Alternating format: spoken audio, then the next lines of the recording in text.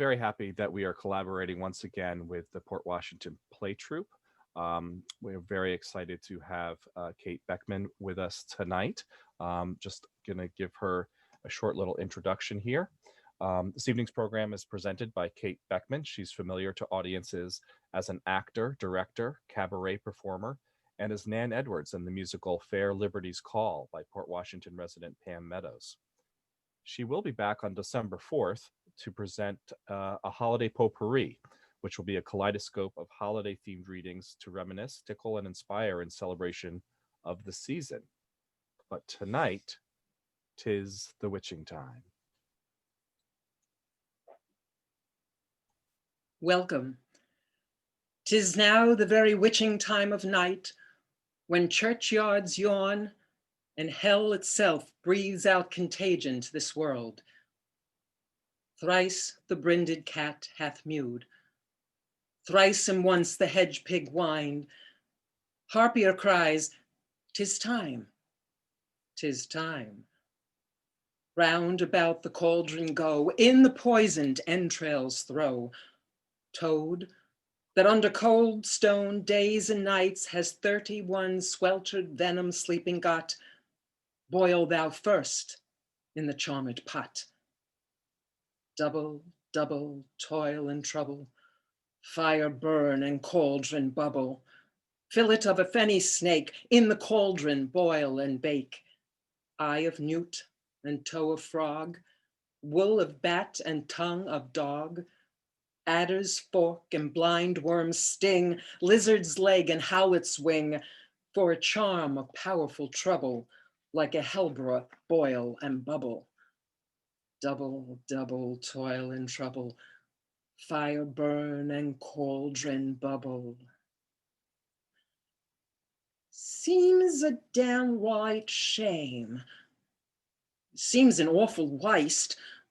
Such a nice plump frame, what's his name has? As, nor it can't be traced. Business needs a lift. Debts to be erased. Think of it as thrift, as a gift, if you get my drift. Now, seems an awful waste.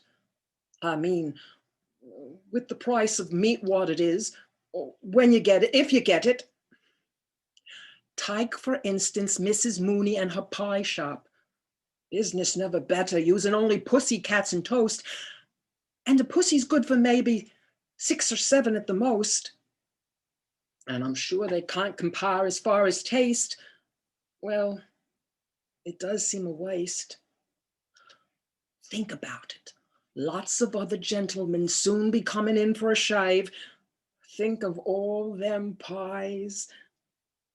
It's man devouring man, my dear. These are desperate times, and desperate measures are called for.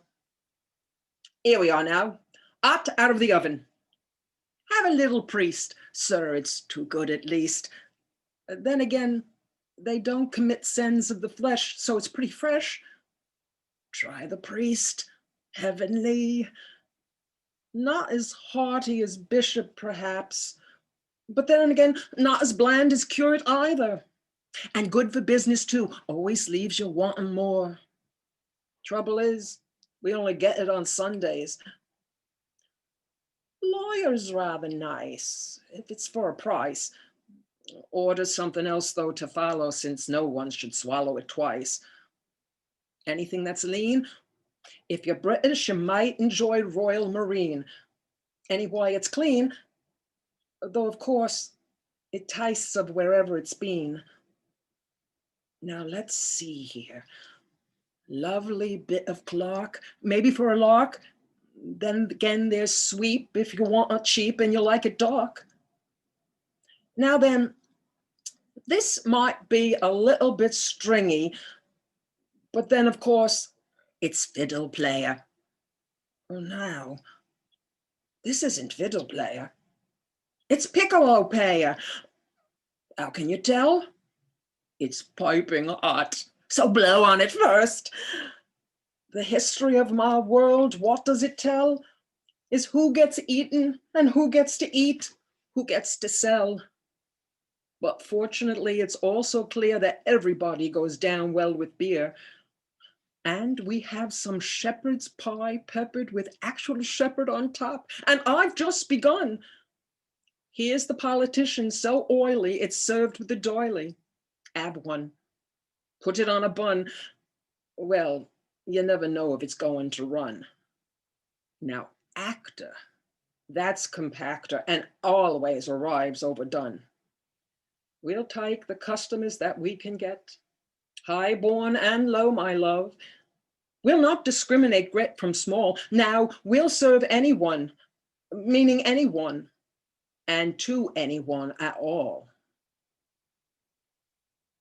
Scale of dragon, tooth of wolf, witch's mummy, moor and gulf of the ravined salt sea shark, root of hemlock digged in the dark, liver of blaspheming Jew, gall of goat and slips of yew silvered in the moon's eclipse, nose of Turk and Tartar's lips, finger of birth-strangled babe, ditch delivered by a drab, make the gruel thick and slab. Add thereto a tiger's chaudron for the ingredients of our cauldron. Double, double toil and trouble, fire burn and cauldron bubble. Cool it with a baboon's blood, then the charm is firm and good. By the pricking of my thumbs, something wicked this way comes. One strange, wild, dark, long year, Halloween came early. At that time, James Nightshade and William Halloway touched toward 14 years. Coming, October 24th, Cougar and Dark's Carnival. See Mephistopheles, the lava drinker, the demon guillotine, the illustrated man. See the skeleton, see the dust witch. Somewhere in the teeming millions of books, lost in 24 turns right, 36 turns left, down aisles, through corridors, toward dead ends, locked doors, half-empty shelves, the boys crouched, stood, lay sweating a cool and constant brine. Somewhere hidden, Jim thought, he's coming. Somewhere hidden, Will thought, he's near. Boys, Mr. Dark came. Boys, immensely patient, that soft-voiced, ever the warmest friend to chilly creatures burrowed away, nested amongst dry books. So he scuttered, crept, scurried, stalked, tiptoed, wafted, stood immensely still. Boys, I know you hear me. The sign reads silence, so I'll whisper. One of you still wants what we have to offer, eh? Jim, thought Will. Me, thought Jim. Oh, no, not still, not me. Come out. I guarantee rewards. Whoever turns himself in wins it all. Bangity bang. My heart, thought Jim. Is that me or Jim? Thought Will. I hear you. Closer now. Will, Jim. Isn't it Jim who's the smart one? Come along, boy. No, thought Will. I don't know anything, thought Jim wildly. Jim. Yes, Jim. Show me where your friend is. We'll shut him up. We'll give you the ride that would have been his if he'd use his head. Right, Jim? Closer. I hear your heart jump. Stop, thought Will to his chest. Stop. Jim clenched his breath. I wonder, are you in this alcove? You here, Jim? Or over behind smart hide and seekers both, but someone smarter. Did you hear the carousel calliope tonight? Did you know someone dear to you was down to the carousel? Will? Willie. William. William Halloway. Where's your mother tonight? She was out riding the night wind, Willie William. Around. We put her on. Around. We left her on. Around. You hear, Willie? Around a year. Another year. Another. Around. Around. Your mother will. Around and around. And can you guess in which direction, Willie? Around and around. And we let your mother off and showed her herself in the mirror maze. You should have heard the one single sound she made. She was like a cat with a hairball in her so big and sticky, there was no way to gag it out, no way to scream around the hair coming out her nostrils and ears and eyes, boy. And her? Old, old, old. The last we saw of her, Willie, she was running off away from what she saw in the mirrors. She'll bang Jim's house door, but when his ma sees a thing 200 years old slobbering at the keyhole, begging the mercy of a gunshot death, Jim's ma will gag the same way and beat her away, send her beggaring the streets where no one will believe, will. Such a kettle of bones and spit. No one will believe this was a Rose Beauty, your kind relation. So, Will, it's up to us to run find, run save her, for we know who she is, right, Will? Right? Very faintly now, somewhere in the library, someone was sobbing. Ah, yes, here. What? Filed under B for boys, A for adventure, H for hidden, S for secret, T for terrified, or filed under J for Jim, or N for nightshade, W for William, or H for Halloway? Where are my two precious human books so I may turn their pages, eh? There. Boys, are you here? Silence, except for the faint sobbing, nearer now. Like a corpse laid rigid out, face down just 3 inches away, Jim Nightshade. One shelf further up, eyes trembling with tears, lay William Halloway. Well, hello. The illustrated man rearranged the boys tenderly under one arm like kindling. Dragging the boys' feet, the illustrated man glided down to open the front door. Someone waited in the shadows. A lizard hand scurried cold on Will's chin. Halloway, Husked the witch's voice. Nightshade. Behind her stood the dwarf and the skeleton, silent, shifting, apprehensive. Obedient to the occasion, the boys would have given their best stored yells, but again, on the instant recognizing their need, the illustrated man trapped the sound before it could issue forth, then nodded curtly to the old dust woman. The boys stared. Her fingernails fluttered, darted, feathered cold winter water air. Her pickled green frog's breath crawled their flesh in pimples as she sang softly, mewing, humming, glistering, her babes, her boys, her friends. Darning needle dragonfly, sew up these mouths so they not speak. Touch, so, her thumbnail stabbed, punched, drew along their lower, upper lips until they were thread pouched shut with invisible thread. Darning needle dragonfly, sew up these ears so they not hear. Cold sand funneled Will's ears, burying her voice. Muffled far away, Fading, she chanted on with a rustle, tick, tickle, tap, flourish of caliper hands. Moss grew in Jim's ears, swiftly sealing him deep. Darning needle dragonfly, sew up these eyes so they not see.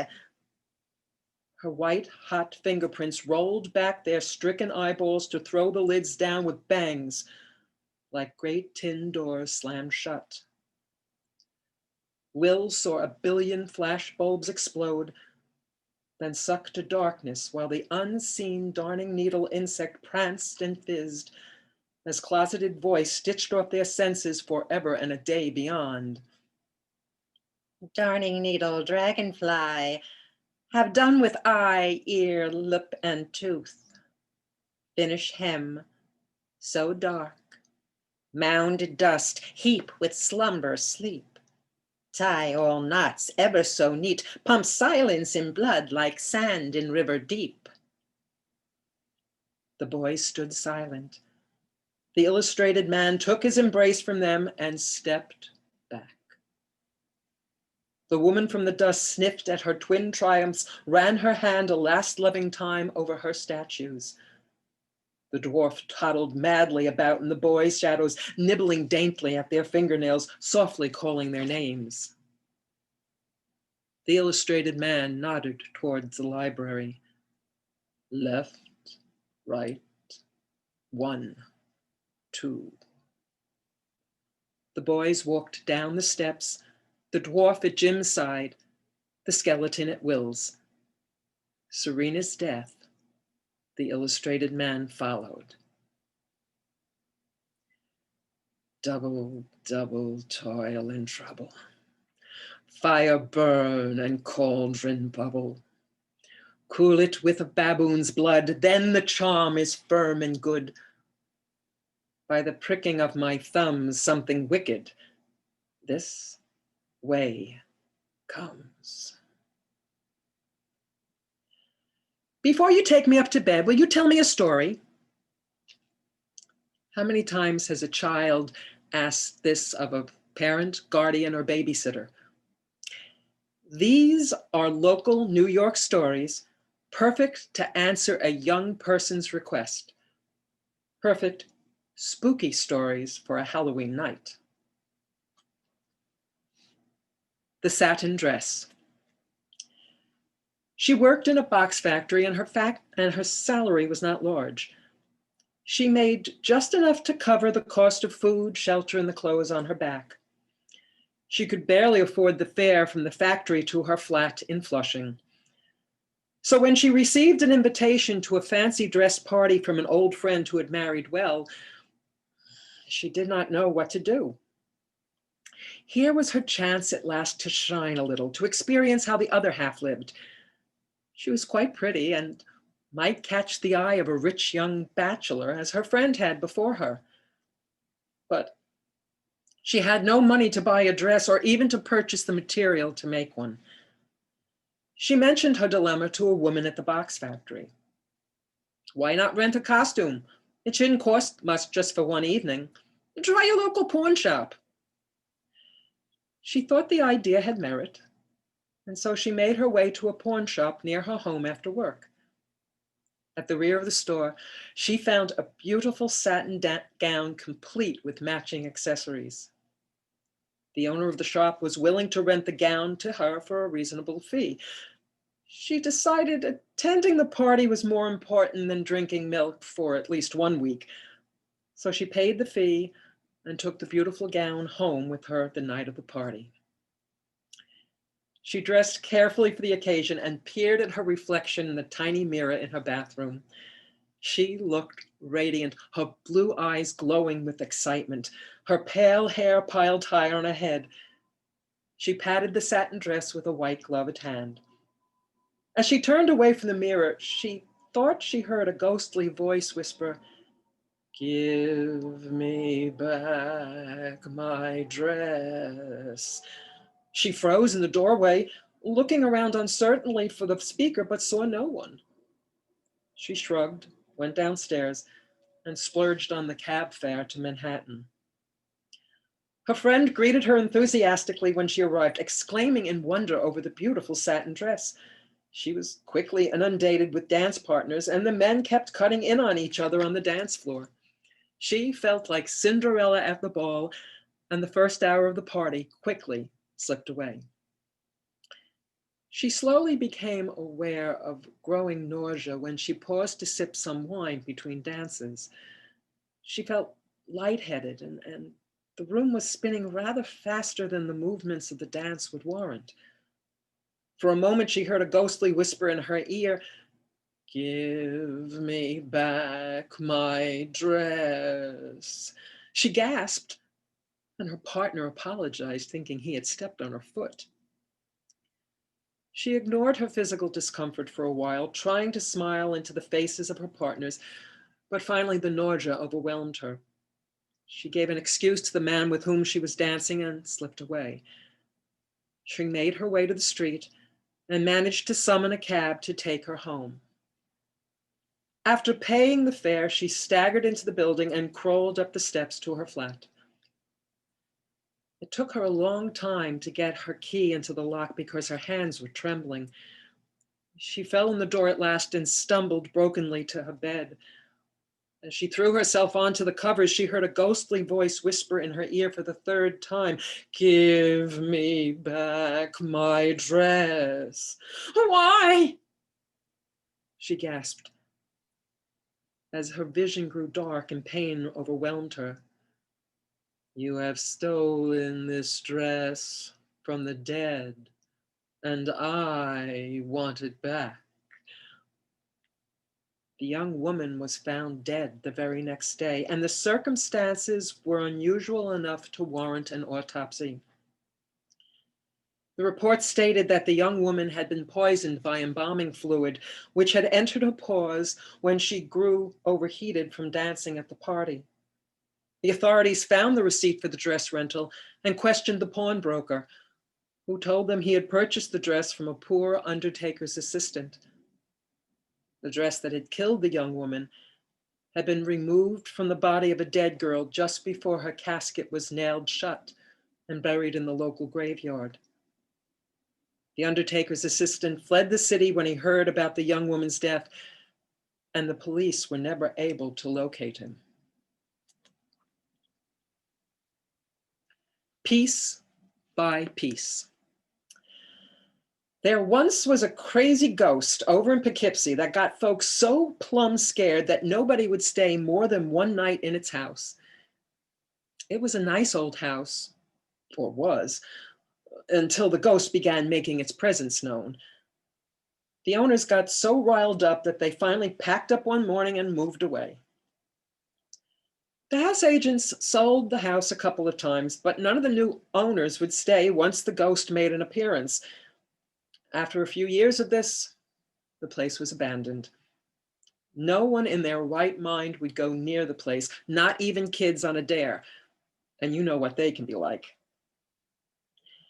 Now, when my friend Joe heard that a fancy old house in Poughkeepsie was selling for dirt cheap, he decided to have a look. He asked me about it, and I told him about the ghost, describing its purported antics in gruesome detail. Joe just laughed at me. "I don't believe in ghosts," and went to visit the agent selling the house. Well, the agent gave Joe a key, but refused to look at the house with him, which should have told Joe something. But Joe's a stubborn man who won't listen to reason. He even waited until after dark to visit the house for the first time, just to prove his point. Joe got to the house about 9 p.m. The property had fallen into considerable disarray, and the house looked like it should indeed be haunted. The garden was overgrown, and Joe had to weave his way between briar bushes and overgrown hedges just to get to the porch. The porch sagged in places, and the front steps moaned menacingly when he climbed them. I was lurking outside of the window so I could watch what happened without participating in the action. I grinned a little at the sight of my foolish friend fighting to get the warped front door open when he turned the large, fancy key the realtor had given him. Joe tugged and cursed and pushed with his shoulder until the door suddenly slammed open, spilling him onto the dusty floor of the entranceway. That should have alerted the ghost, I thought.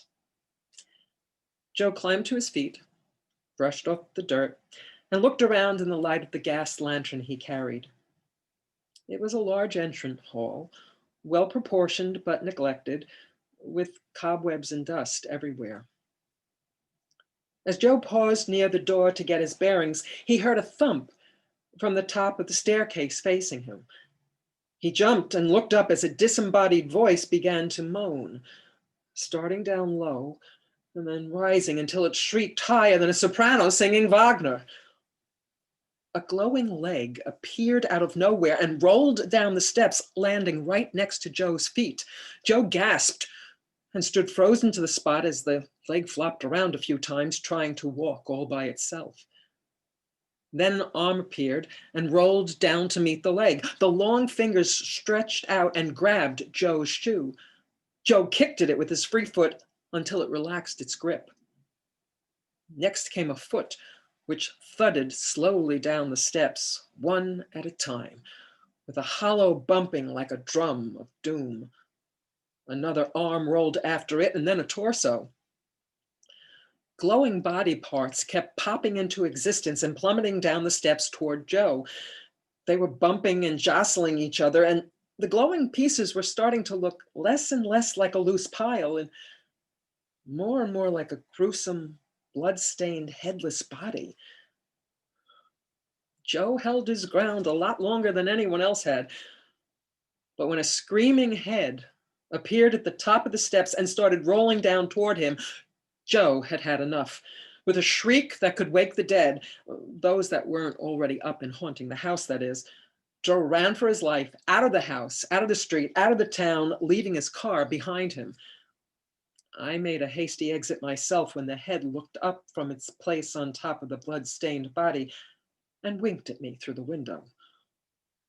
Joe called the next day and asked me to drive his car down to the hotel where he had spent the night. He was headed back to Manhattan and refused to come within 50 miles of Poughkeepsie ever again. Observatory. My cousin Julia, a pretty girl in her 20s, had never been to the top of the Empire State Building at night. When she came for a visit to our apartment in Manhattan, my husband John and I took her out to dinner, and then we all went up to the observatory to look out over the city. It was a clear, still night, and we could see for miles. Julia was enthralled with the view from the outdoor promenade. She kept moving from one side to the other, taking in deep breaths of the night air and chattering happily to John. I slipped away quietly to the ladies' room inside the building. Washing my hands afterwards, I noticed a young woman wearing a 40s style dress and gloves on her hands. She was weeping softly in the corner of the bathroom. She must have sensed my gaze upon her, for she looked up quickly and wiped the tears from her cheeks. Lifting her chin a little as if to defy me to comment on her sadness, she came quickly over to the sink and began applying bright red lipstick to her lips. I debated with myself whether I should speak to her as I dried my hands, but she was the one who spoke first. We were going to be married. We'd known each other since we've been kids. Good Lord. She's lost her fiancé. Was he dead? Or did he throw her over for someone else? What happened? He was killed in the war. The war, I thought. What war? She turned abruptly away from the mirror and walked out of the bathroom without looking at me. That was rude. I wasn't even the one who started the conversation. I followed her out the door, but did not see where she had gone. I was a bit surprised. She hadn't had much time to disappear so completely. I shivered a bit, suddenly cold. I hurried outside to find John and Julia. They were standing by the barrier at the edge of the promenade, and John was happily pointing out the various sights to Julia. As I joined them, I saw the young woman from the bathroom standing beside two older women. She was wringing her hands, and I thought I heard her saying, "He was killed in Germany. We were going to be married, but he was killed. Her friends should take her home. She is distraught with grief." "There you are!" John greeting me heartily. "We were wondering where you disappeared to." "I just needed to use the ladies' room." Julia bounced up and down on her toes. "This is absolutely marvelous. And John was showing me the 59th Street Bridge, and the views are magnificent." Her voice trailed off abruptly. John and I turned to look and saw the young woman from the bathroom trying to climb the observatory fence. "Hey, get down from there!" John shouted, running towards her. Julia and I were hard on his heels. I silently cursed the two women for not taking their young friend home. It was a good thing a fence stood between her and the edge, or she would probably jump. Then I saw the young woman melt right through the barrier and fling herself off the side of the building. I gasped. Julia screamed, and John let out a yell of pure terror. He slid to a halt beside the barrier and gazed down the falling figure.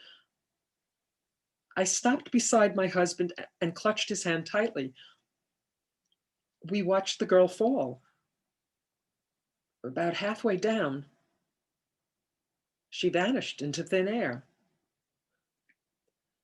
The guard came running over to us, wanting to know why we were upsetting the other visitors with our screams. Julia caught his arm in a death grip and frantically tried to explain about the girl who had thrown herself from the observation deck. She wasn't making any sense, so John took over the narrative, carefully describing what we had seen. He hesitated when he got to the part about the woman going through the barrier instead of over it. John liked cold, hard facts. Mysterious things made him uneasy. So I told the guard that the woman had walked right through the barrier as if it didn't exist. Then she flung herself off the building. Halfway down the building, she vanished into thin air, almost as if she were a ghost. She was, said the guard solemnly. "At least that's what I've heard. You're not the first visitors to see a young woman throw herself through the barrier and off the building. Was she wearing 40s style clothing and bright red lipstick?" "That's her. I met her in the bathroom." "Aye, that's consistent with the stories I've heard. Sometimes the ghost appears in the bathroom and puts on her red lipstick, and sometimes she flings herself off the observation deck." "Do you know who she is? I mean, was?" "Visitors have heard her saying that she lost her fiancé in the war. She claims he was killed in Germany. That's what she said in the bathroom. Germany in the 1940s. Sounds like World War II. Aye, that's what I reckon. But no one knows for sure. Say, are you folks gonna be all right? Seeing the ghost jump like that must have been quite a shock. I don't know about the rest of you, but I could use a stiff drink." John and Julia agreed. The guard escorted us off the observation deck and called the elevator for us, mentioning the name of a good bar that was close by. After a few drinks, we had all calmed down enough to go back to our apartment. The next day, as she was leaving for home, Julia said, "Thanks so much for letting me stay with you this weekend. I really enjoyed dinner last night, and the view from the observation deck of the Empire State Building was magnificent. I just have one favor to ask. Next time I come for a visit, let's go somewhere that doesn't have a ghost." The governor's ghost. It is not pleasant to be haunted by a ghost, particularly a hot-headed, unyielding ghost like that of Governor Peter Stuyvesant. I had worked as sexton for nigh on 20 years at St. Mark's in the Bowery, and nary a week went by when I didn't hear the step thud of the governor's silver-banded peg leg as the ghost marched up and down the aisles of St. Mark's in the Bowery while I swept the floor or extinguished the candles after a service. Occasionally, I'd feel a cold breeze down my neck when I cleaned the altar, as if the ghost was monitoring my progress. If the ghost wasn't satisfied with my work, I'd feel a tap on my shoulder. Once a strong, cold breeze whipped me around to face an offending pew, which the ghost felt I had not cleaned properly. The breeze didn't cease until I completely eradicated a scuff mark I'd missed on the side. The old sexton warned me about the governor's ghost when I first took the job, but I didn't believe him until I came face to face with the phantasm in the churchyard when I was raking the autumn leaves. There he stood, a glowing figure wearing a dark coat, linen ruff, knickerbockers, and black cap. His right leg ended at the knee, and a fancy peg leg with silver bands stood in its place. The governor leaned on his cane and gazed at me with a judicious frown. When I saw him, I dropped my rake in fright and legged it out of there so fast the wind from my passing blew the last of the leaves off the tree. The old sexton chuckled when he saw me. I told you, son, old Silverbands is still around. After I got over my fright, I got curious. Who exactly is this governor? His clothing looks very old-fashioned. It should. It's almost 200 years old. Peter Stuyvesant was the last governor of New Amsterdam. The old sexton walked me to the site of the governor's grave. Stuyvesant purchased farmland in 1651 and built a family chapel on the property. He was buried in the vault there, but his ghost was seen wandering the property within days after he was laid to rest. When St. Mark's was built on the site in 1799, Stuyvesant's tomb was integrated into the side of the church right here. He showed me the exterior of the vault and then walked me inside to show me the grave behind the protective gate. There are some funny stories from that time. The governor's ghost objected to the new church and the encroachment of the city on his once peaceful farmland. He became more active. I usually see him in the church or in the yard.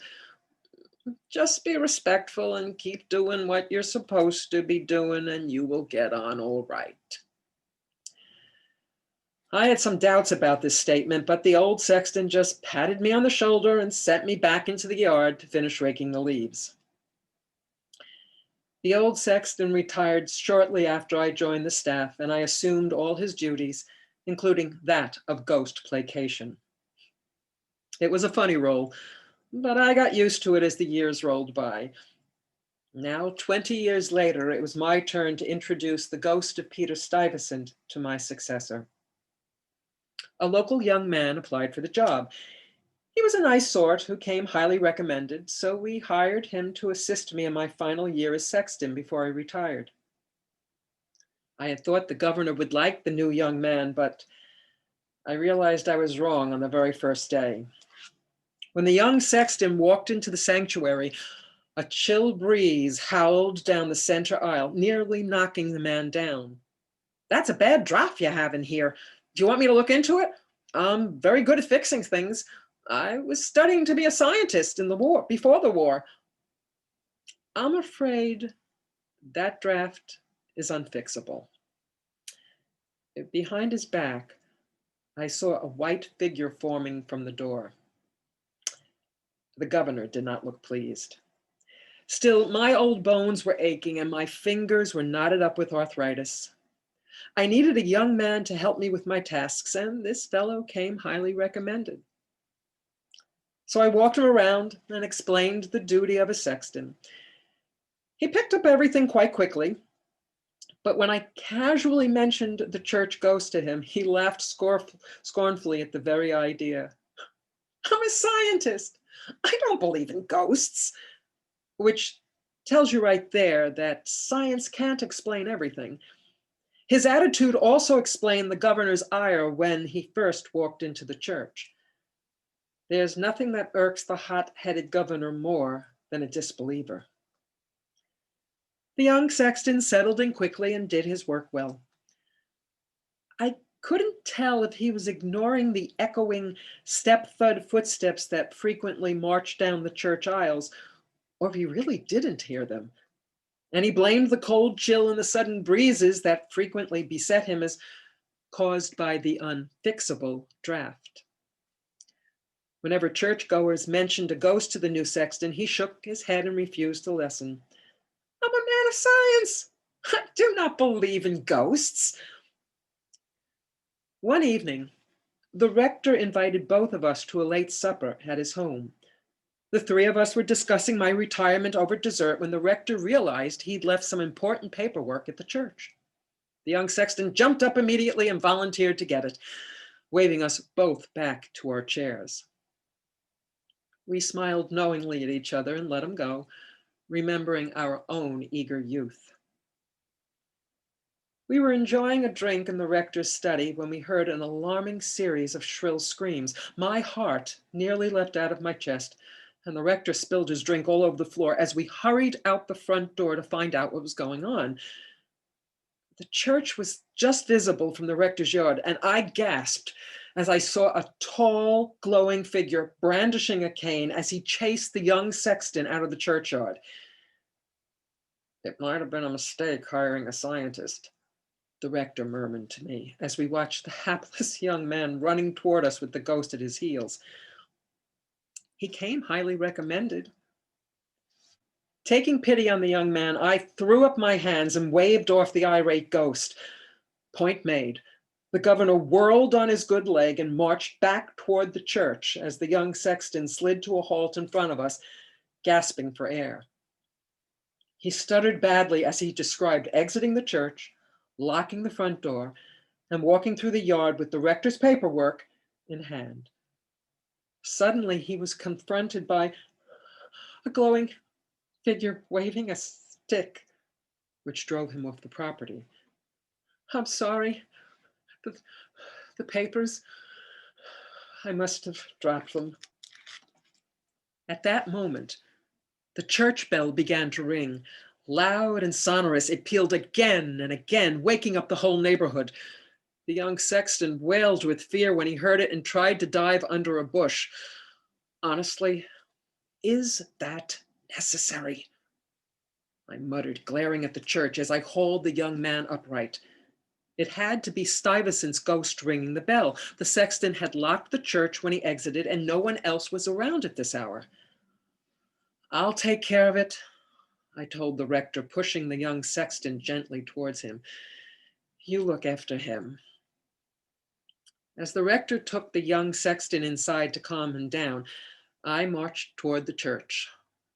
A rumpled crowd, many still in their night clothes, had gathered outside the locked door, causing almost as much of a ruckus as the ringing bell.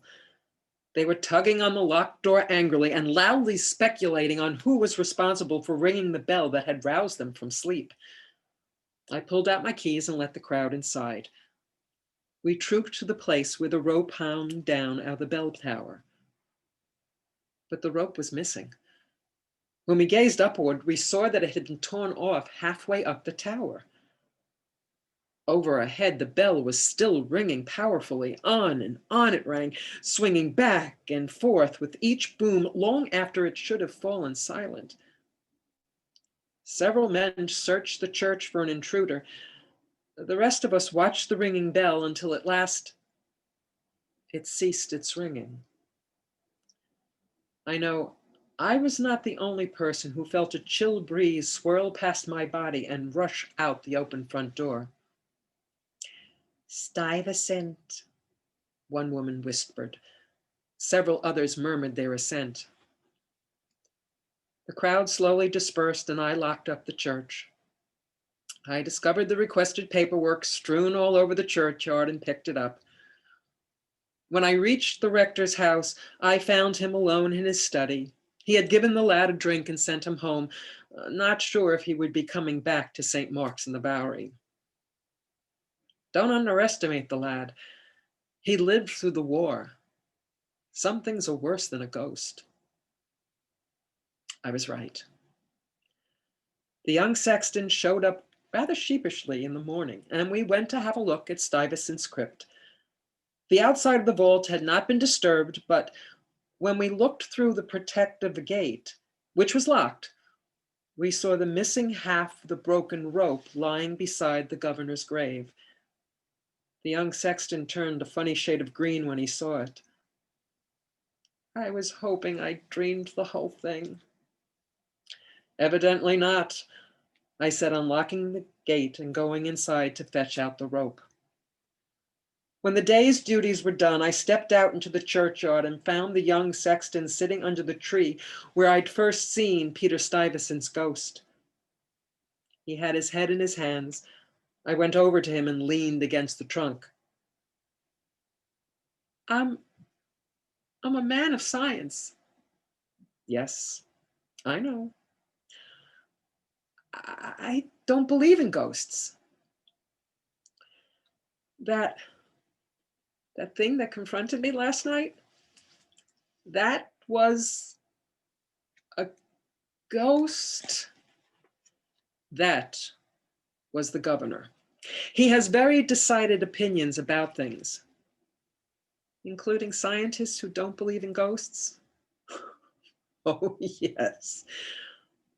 Around us, the air shimmered expectantly.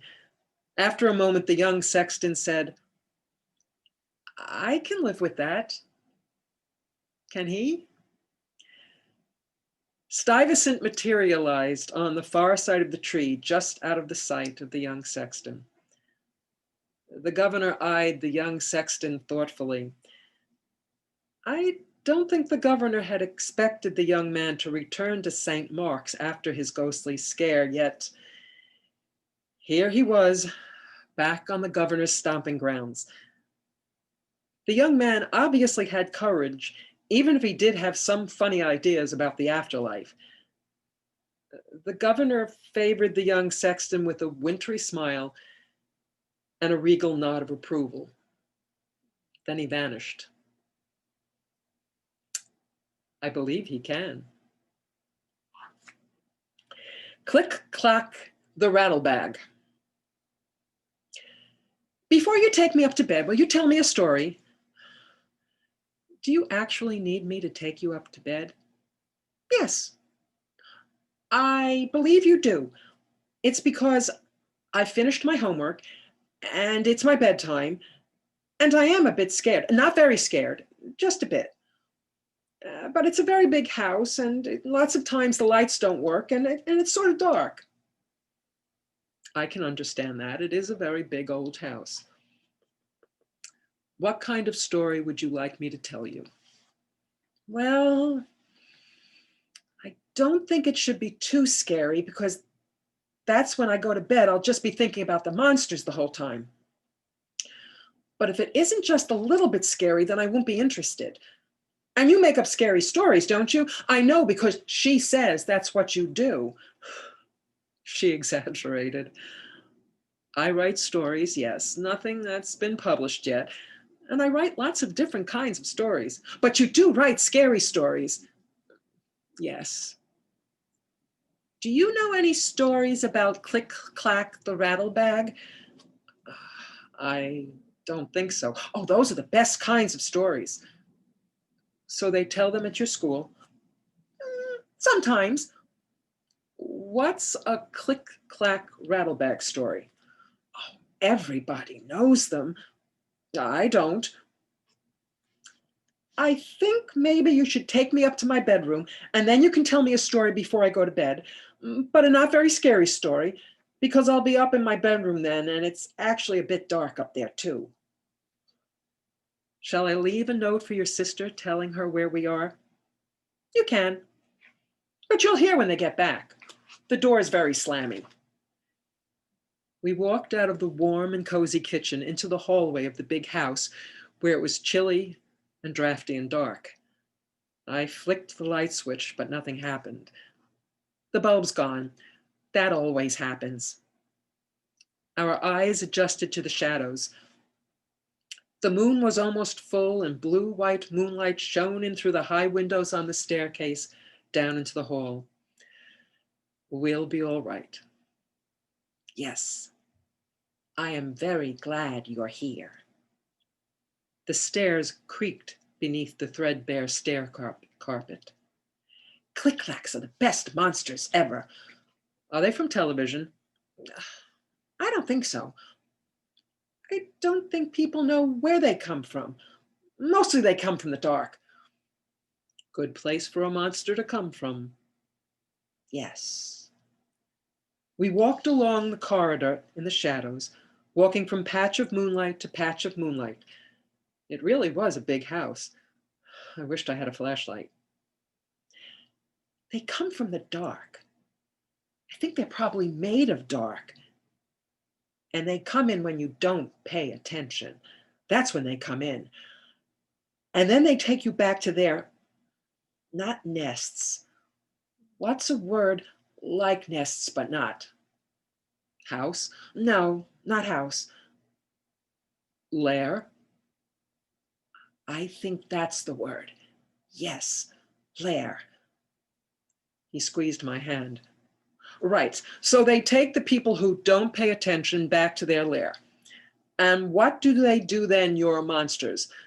Do they suck all the blood out of you like vampires? Vampires don't suck all the blood out of you. They only drink a little bit, just to keep them going, you know, and flying around. Click-clacks are much scarier than vampires. I'm not scared of vampires. Oh, me neither. I'm not scared of vampires either.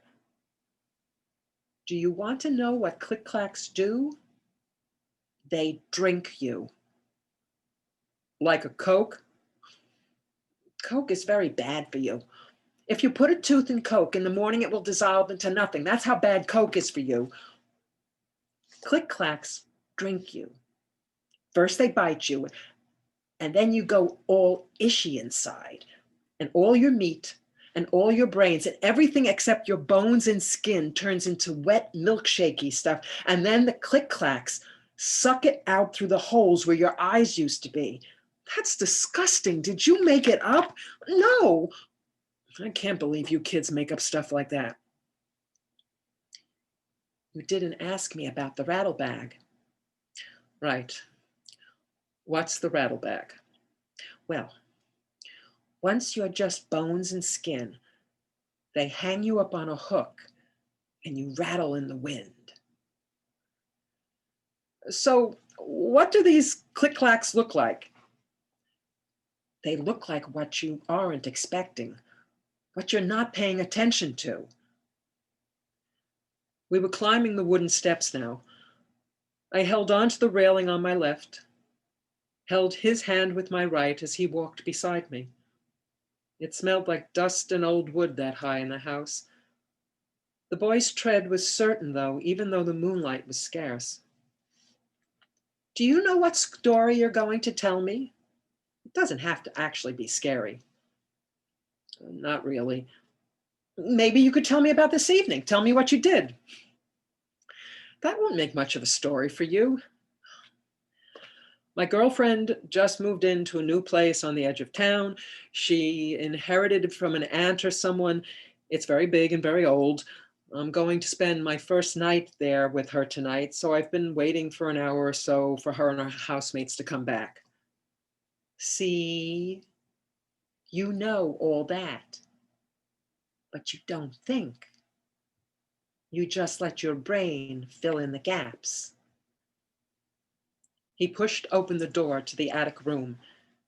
It was perfectly dark now, but the opening door disturbed the air, and I heard things rattle gently, like dry bones and thin bags in the slight wind. Click, clack, click, clack, like that. I would have pulled away then if I could, but small, firm fingers pulled me forward unrelentingly into the dark.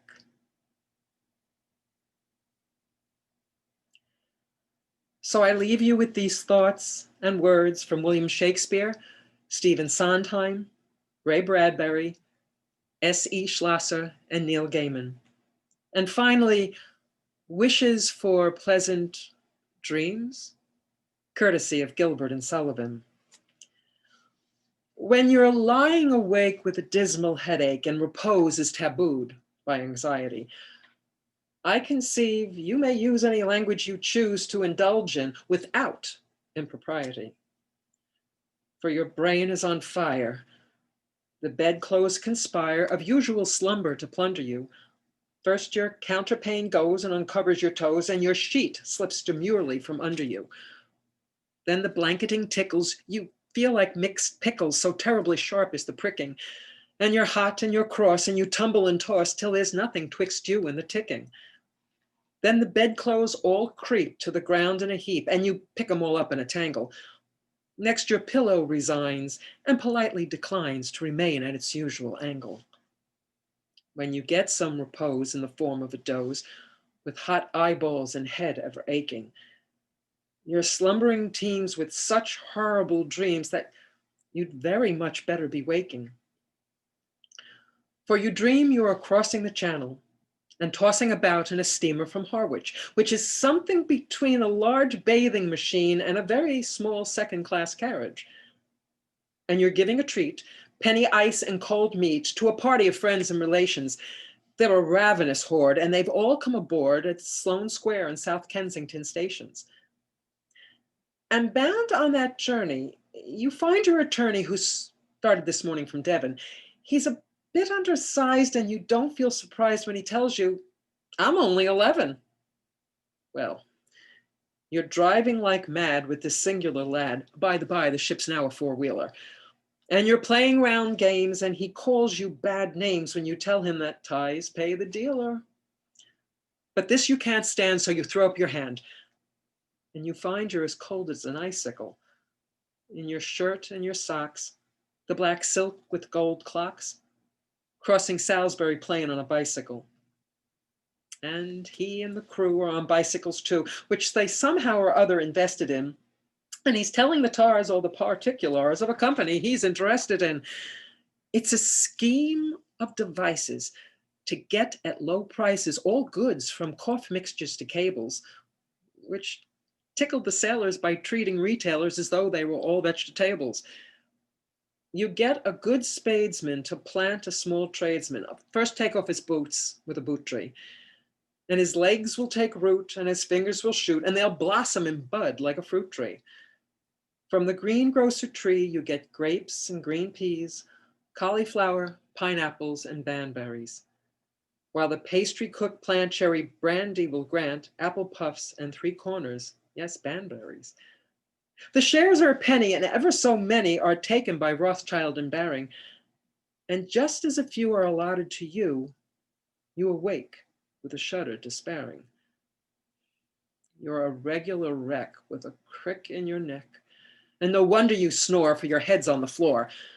And you've needles and pins from your soles to your shins, and your flesh is a creep, for your left leg's asleep, and you've cramp in your toes and a fly on your nose and some fluff in your lung and a feverish tongue and a thirst that's intense and a general sense that you haven't been sleeping in clover.